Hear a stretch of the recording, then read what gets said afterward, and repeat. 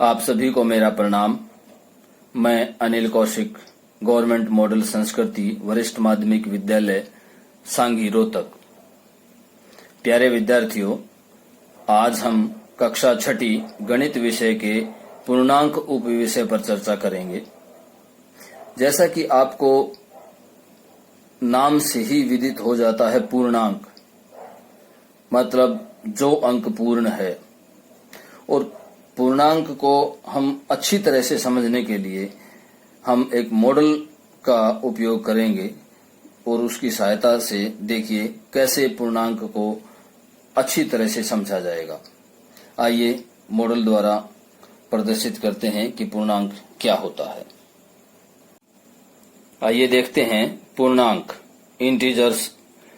पूर्णांक को इंग्लिश में इंटीजर्स बोला जाता है और आगे हम मॉडल की सहायता से पूर्णांक में कौन कौन सी संख्याएं सम्मिलित हैं देखेंगे। आइए देखते हैं।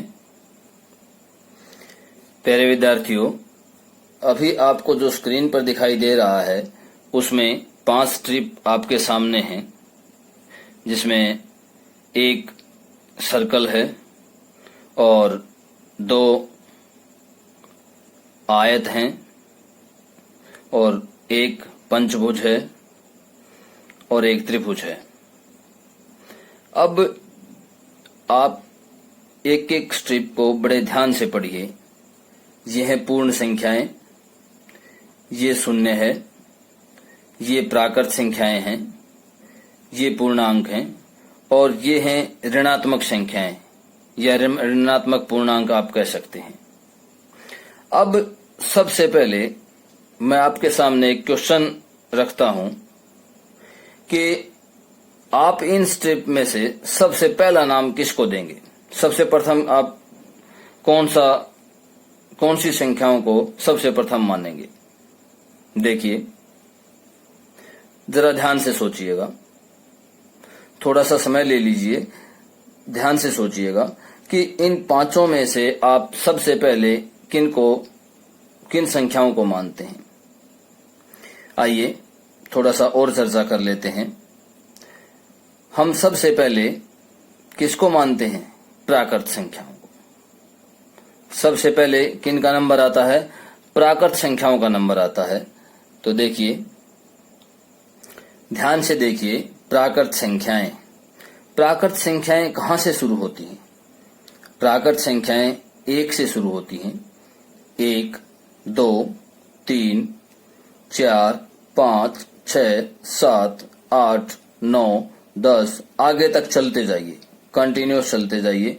तो हम क्या प्राप्त करते रहेंगे? प्राकृत संख्याएं प्राप्त करते रहेंगे, लगातार प्राकृत संख्याएं प्राप्त करते रहेंगे। अब देखिए, आपके सामने एक रेक्टेंगुलर, एक आयताकार स्ट्रिप है जिसके ऊपर लिखा गया है प्राकृत संख्याएं। उसमें एक आपको होल दिखाई दे रहा है, एक सर्कल काटा हुआ है। क्या आप सोच सकते हैं कि ये सर्कल किस लिए काटा हुआ है?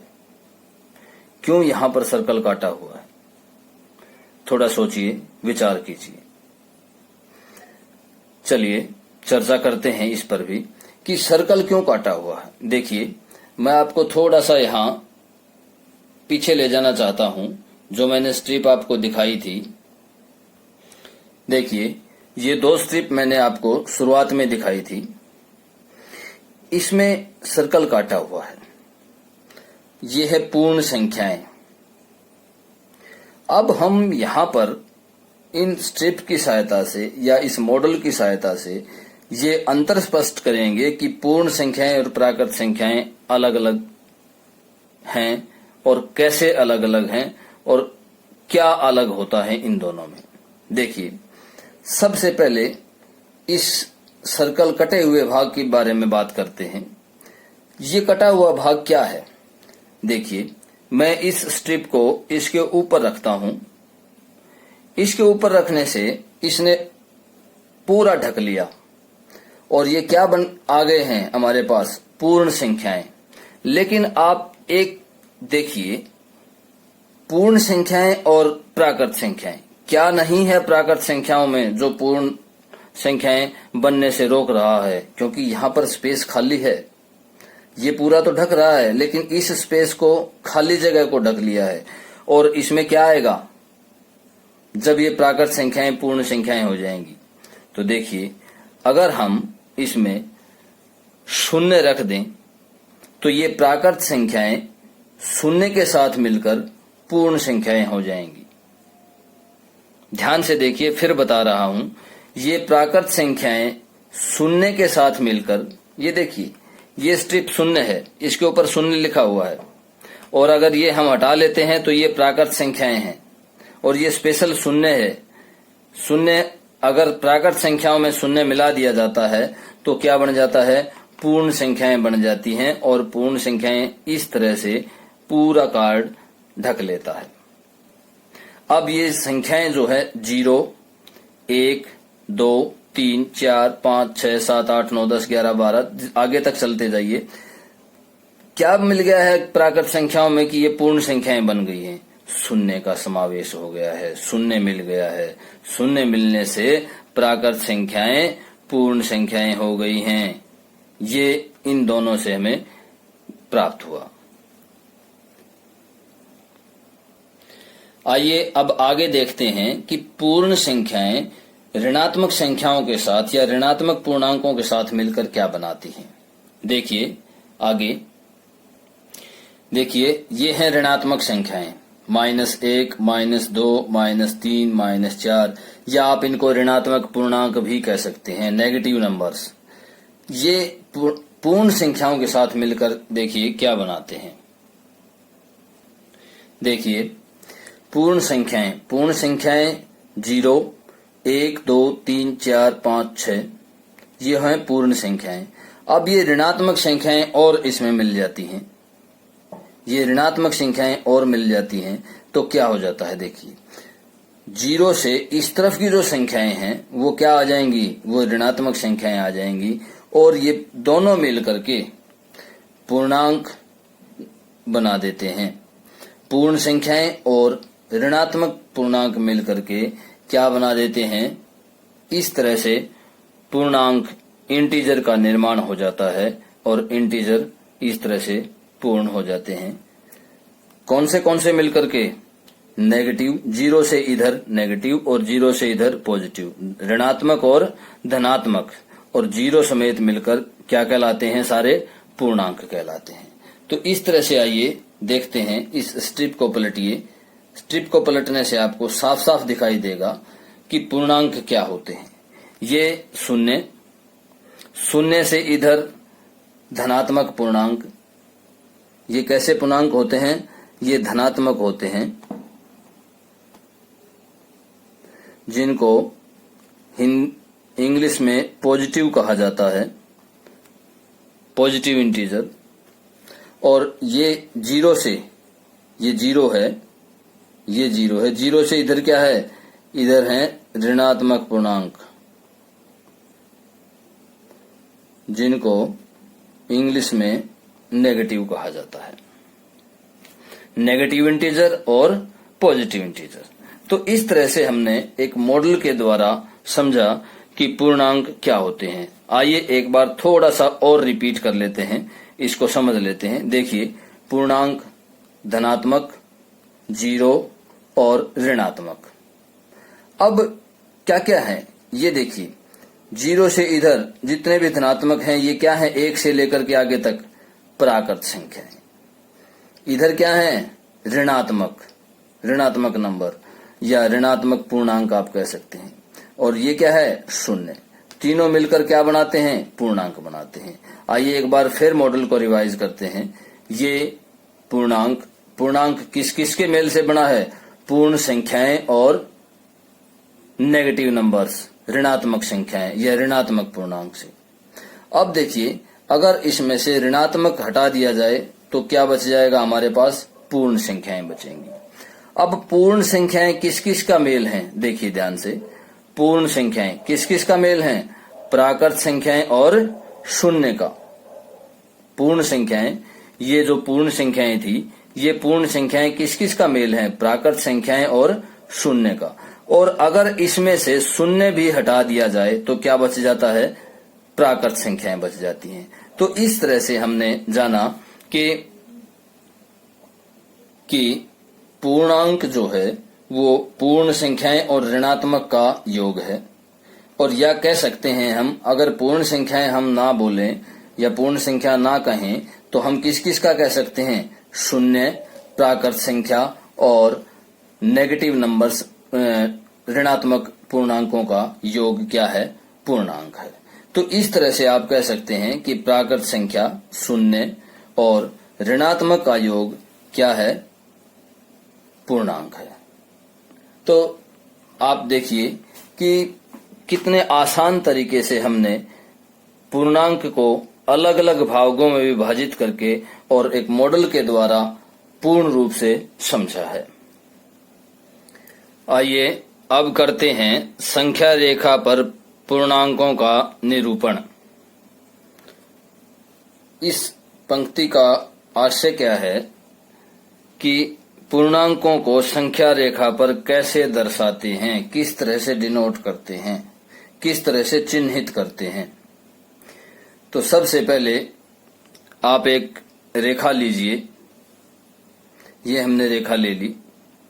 अब इस पर कोई भी एक आप बिंदु दे दीजिए, बीच में एक बिंदु दे दीजिए, इसको 0 से डिनोट कीजिए।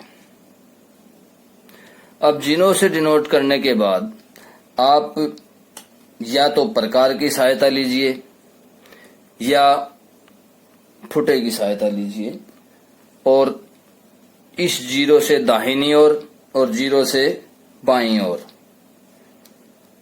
इधर बाएं और इधर दाएं, दोनों तरफ समान दूरी पर चिन्ह लगाइए। इस रेखा के ऊपर समान दूरी पर चिन्ह लगाइए। कैसे? देखिए, इस तरह से प्रकार की सहायता से आप निशान लगाते जाइए इसके दोनों तरफ। आप दोनों तरफ समान दूरी पर निशान लगा लीजिए, चिन्ह लगाइए और उसके बाद 0 से इधर पॉजिटिव संख्याएं 1, 2, 3, 4, 5, 6, 7, 8, 9 और आगे तक चलते जाइए। इसी तरह से आप इस तरफ आइए, -1, -2, -3, -4, -5, -6, -7, -8, -9 और आगे तक चलते जाइए। तो दोनों तरफ आप एंडलेस चलते जाएंगे, अंतहीन चलते जाएंगे। बीच में क्या है आपके? शून्य है। तो ये शून्य है। इस शून्य से इधर धनात्मक पॉजिटिव नंबर्स, धनात्मक, इनको क्या बोला जाता है? धनात्मक पूर्णांक। और इनको क्या बोला जाता है? नेगेटिव नंबर्स, नेगेटिव, ऋणात्मक।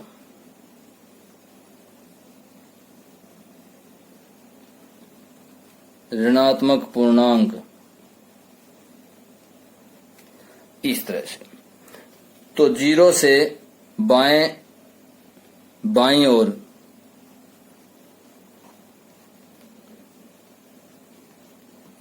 ये बाईं ओर है और ये दाईं ओर। अब ध्यान से समझिए, 0 से दाईं ओर धनात्मक पूर्णांक, 0 से बाईं ओर ऋणात्मक पूर्णांक। 0 ना धनात्मक है ना ऋणात्मक है। शून्य जो है वो ना तो ऋणात्मक है और ना ही धनात्मक है। तो इस तरह से आप संख्या रेखा पर पूर्णांकों को निरूपित कर पाएंगे। फिर एक बार रिवाइज कर लेते हैं कि 0 से दाहिनी ओर धनात्मक पूर्णांक, 0 से बाईं ओर ऋणात्मक पूर्णांक अब आपको मैं थोड़ा सा बता देता हूं कि जो जो आप दाईं और किसी भी संख्या के जाएंगे तो आपको संख्या जो है वो बड़ी होती चली जाएंगी या बड़ी मिलेंगी, आपको संख्या बड़ी मिलेंगी। जैसे 2 से अगर आप दाहिनी तरफ जाएंगे तो 3 है, उससे फिर दाहिनी तरफ जाएंगे तो 4 है, तो 2 से संख्या बड़ी होती चली जाएंगी। अगर आप बाईं ओर आते हैं, 5 से बाईं ओर आते हैं तो 4 छोटी संख्या हो जाती है, उससे फिर बाईं ओर आते हैं तो और छोटी संख्या हो जाती है। तो इस तरह से ऋणात्मक पूर्णांक जो हैं वो छोटे होते चले जाते हैं और धनात्मक पूर्णांक जो हैं वो दाईं ओर अगर बढ़ोगे तो बड़े होते चले जाएंगे और बाईं ओर जाओगे तो छोटे होते चले जाएंगे। तो इस तरह से हमने सीखा कि संख्या रेखा पर पूर्णांकों का निरूपण कैसे किया जाता है।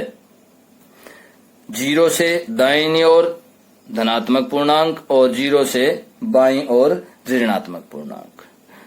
तो इस तरह से हम पूर्ण रूप से सीख गए हैं कि पूर्णांकों को संख्या रेखा पर कैसे निरूपित करते हैं। अब आइए देखते हैं कि जोड़ और घटा को कैसे दर्शाएंगे। जोड़ व घटा करने से पहले आइए प्रश्नावली 6.1 के कुछ क्वेश्चन करते हैं, कुछ सवाल करते हैं। देखिए, आइए करते हैं एक्सरसाइज 6.1 क्वेश्चन नंबर 3। देखिए, निम्नलिखित संख्याओं को संख्या रेखा पर निरूपित कीजिए।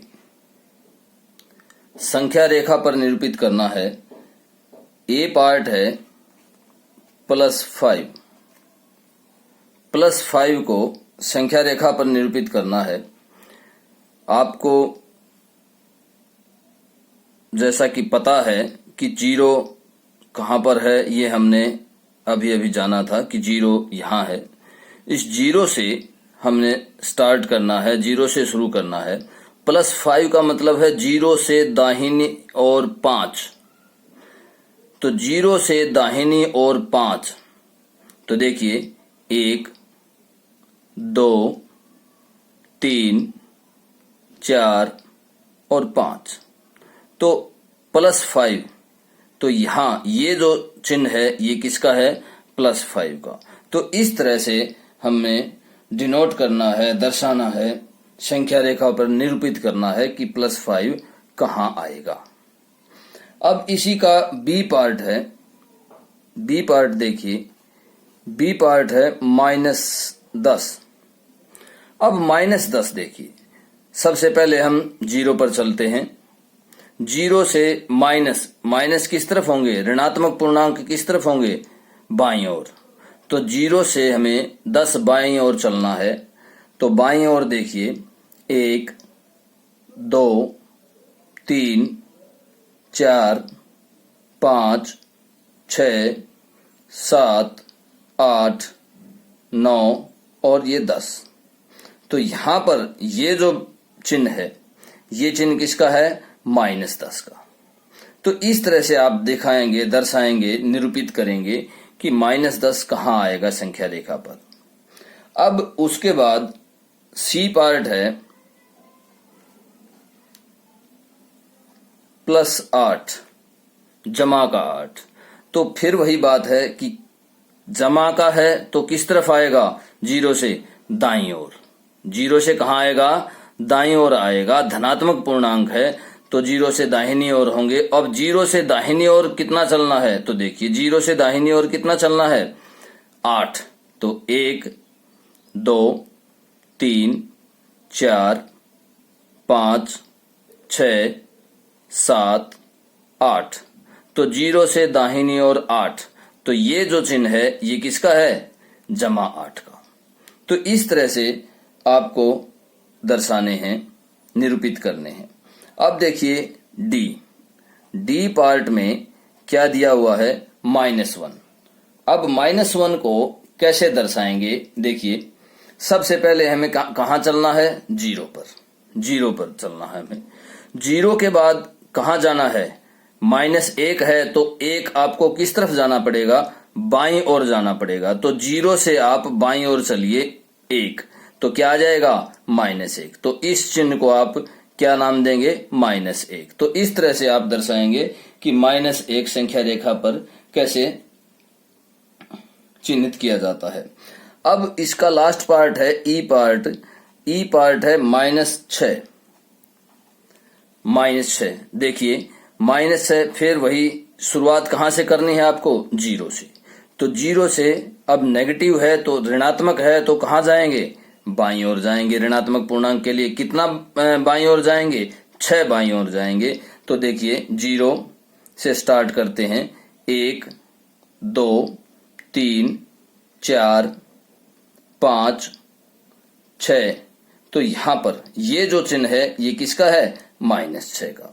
तो इस तरह से आप ऋणात्मक और धनात्मक पूर्णांक और जीरो शून्य, ये इसको ये शून्य है, शून्य, इस तरह से आप संख्या रेखा पर पूर्णांकों का निरूपण करेंगे या निरूपित करेंगे। अब आइए देखते हैं इसी प्रश्नावली की प्रश्न संख्या 6। अब प्रश्न संख्या 6 में देखिए क्या है, निम्नलिखित युग्मों में कौन सी संख्या संख्या रेखा पर दूसरी के दाईं ओर स्थित है।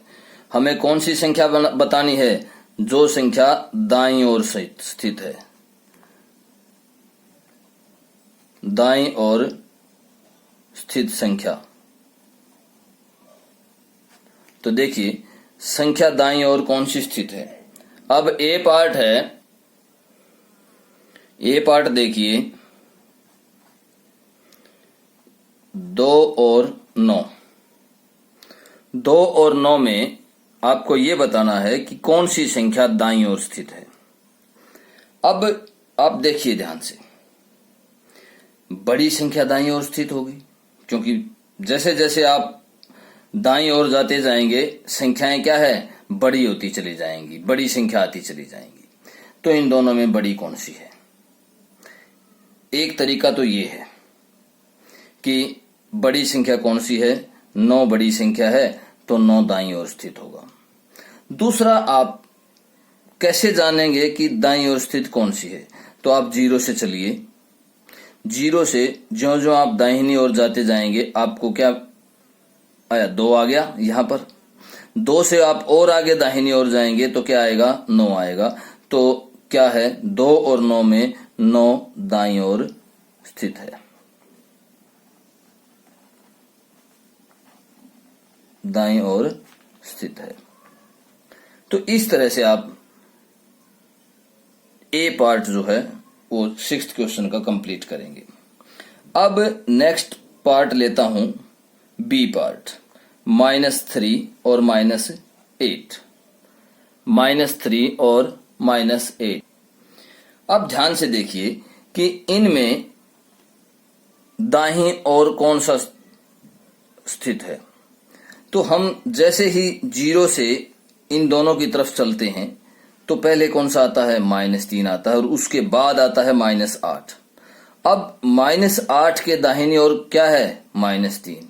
तो हम क्या लिखेंगे कि दाईं ओर कौन सा है, दाईं ओर -3 है। तो इस तरह से आप करेंगे। अब इसका एक और ले लेते हैं, जैसे डी पार्ट है। डी पार्ट में क्या दिया है, -11 और 10। अब ध्यान से देखिए, -11 और 10 दिया है। -11 कहां होगा, जीरो से ऋणात्मक पूर्णांक है तो इधर आएगा, यहां आएगा -11, -10 के बाद इधर। और 10 कहां होगा, जीरो से यहां, इधर आएगा 10। तो इस तरह से ये यहां पर 10 होगा, इस तरह से 10, और यहां पर क्या होगा, -11।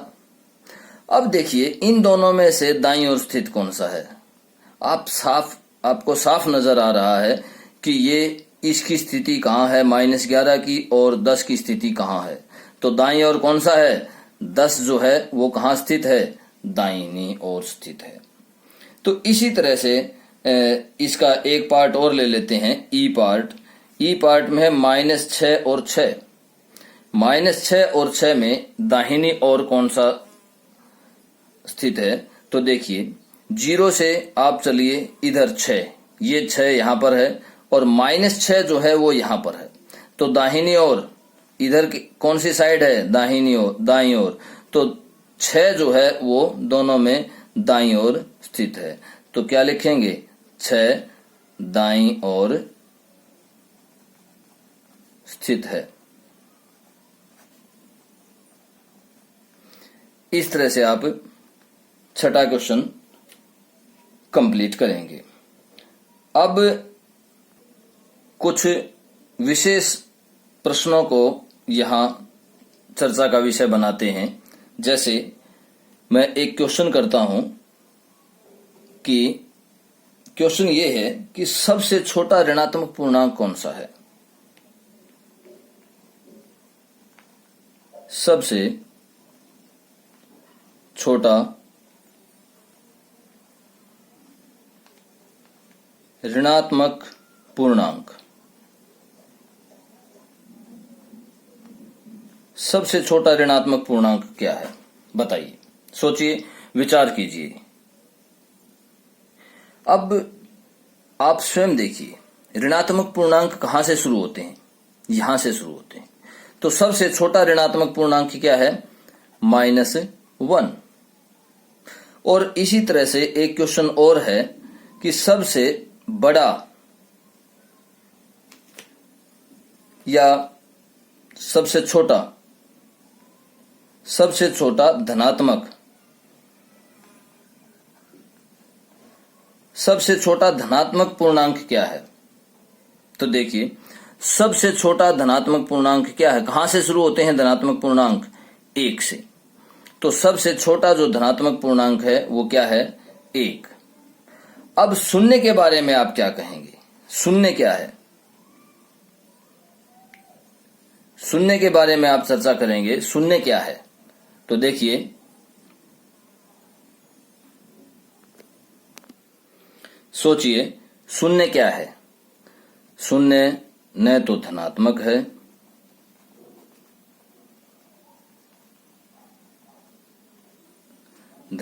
है, और न ही ऋणात्मक।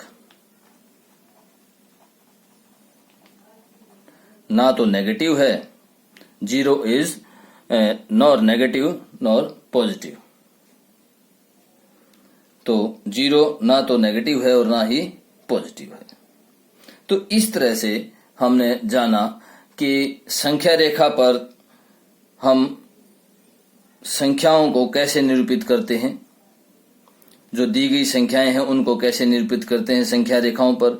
दाईं ओर स्थित कौन सी संख्या है, बाईं ओर स्थित कौन सी संख्या है।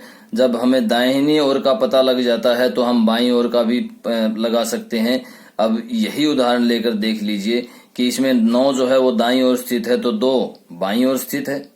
तो इस तरह से अब हमने यहाँ पर 3 सबसे छोटा ऋणात्मक पूर्णांक, सबसे छोटा धनात्मक पूर्णांक और शून्य के बारे में चर्चा की। तो इस तरह से हमने संख्या रेखा पर पूर्णांकों का निरूपण समझा, संख्या रेखा पर पूर्णांकों का निरूपण करना सीखा। संख्या रेखा पर जोड़ व घटा सीखना। आइए सीखते हैं जोड़ व घटा संख्या रेखा पर कैसे। देखिए, मैं एक बार फिर से दोहरा रहा हूं, दाएं से बाएं जाएंगे तो संख्या छोटी हो जाएगी, बाएं से दाएं जाएंगे तो संख्या बड़ी हो जाएगी। शून्य से बाईं ओर ऋणात्मक पूर्णांक, शून्य से दाईं ओर धनात्मक पूर्णांक पॉजिटिव इंटीजर और नेगेटिव इंटीजर। शून्य ना तो ऋणात्मक है और ना ही धनात्मक है। ये संख्या रेखा है। संख्या रेखा पर मैंने आपको अब भी बताया था कि समान दूरी पर निशान लगाकर आप 0 से इधर ऋणात्मक धनात्मक पूर्णांक लिखेंगे और 0 से बाईं ओर ऋणात्मक पूर्णांक लिखेंगे। अब आइए कुछ क्वेश्चन करते हैं जोड़ और घटा के। देखिए एक्सरसाइज 6.2 6.2 पहला सवाल क्या है कि संख्या रेखा का प्रयोग करते हुए, ये संख्या रेखा है हमारे पास, इसका प्रयोग करते हुए वह पूर्णांक ज्ञात कीजिए जो 5 से 3 अधिक है। ए पार्ट क्या है? ए पार्ट है 5 से 3 अधिक। देखिए कैसे जोड़ करेंगे, आप 5 से 3 अधिक कैसे बताएंगे? तो ध्यान से देखिए, आप पहले 5 देखिए कहां पर है, ये 5 है। अब 3 अधिक कह रहा है, 3 अधिक का मतलब क्या है कि वो बड़ा, तो कहां किस तरफ जाएंगे? जुड़ना है ना, तो 3 जोड़िए 5 में, तो 3 जोड़ेंगे तो 5 यहां है, 1 2 और 3, तो क्या आ जाएगा? 5 से 3 अधिक 8 संख्या होगी। इसी तरह से इसका बी पार्ट देखिए, बी पार्ट क्या है? -5 से 5 अधिक, -5 से 5 अधिक, तो देखिए क्या आएगा? -5 देखिए पहले कहां पर है? यहां पर, और 5 अधिक, 5 अधिक कह रहा है तो किस तरफ जाएंगे? दाहिनी तरफ। दाहिनी तरफ जाएंगे तो 1 2 3 4 5, तो क्या आ जाएगा हमारे पास? 0 आ जाएगा, 0 आ जाएगा। तो इस तरह से आप क्वेश्चन करेंगे। अब मैं इसका डी पार्ट भी ले लेता हूं। डी पार्ट में क्या है कि -2 से 3 कम।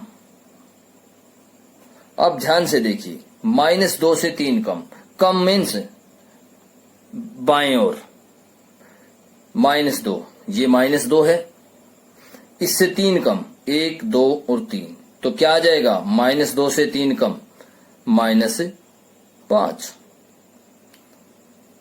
इस तरह से करेंगे।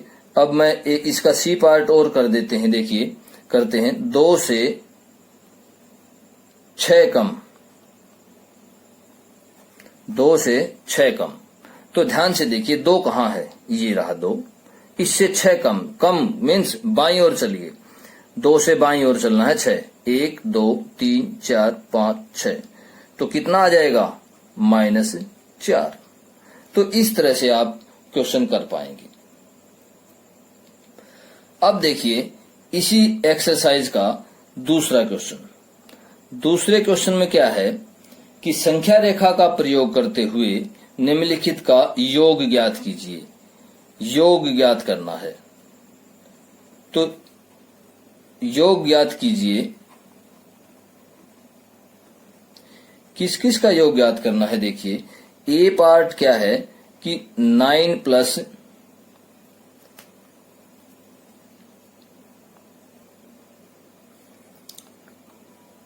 9 + -6।